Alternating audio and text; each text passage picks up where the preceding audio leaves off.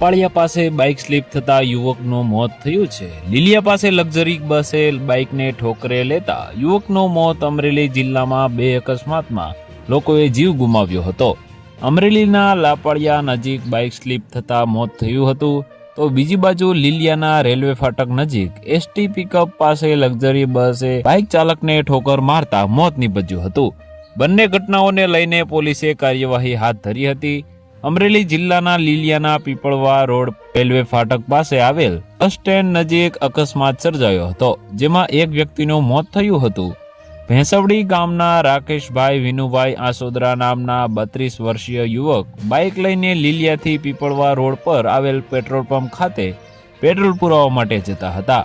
તે વખતે ST stand નજીક રોડ પર ટ્રાવેલ્સની બસના ચાલકે બસ પૂર ઝડપે ચલાવીને બાઇકને અડફેટે લેતા બાઇક ચાલકને શરીર અને માથાના ભાગે ગંભીર પ્રકારની ઈજાઓ થવાને કારણે તેનું મોત થયું હતું।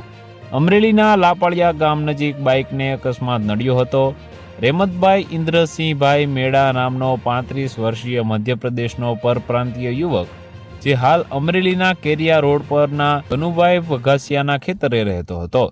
તો વધુ માહિતી મેળવવા માટે ચેનલ સાથે જોડાયેલા રહો। વિડીયો પસંદ આવે તો લાઈક કરી દેજો, ચેનલમાં નવા છો તો સબસ્ક્રાઇબ કરી દેજો।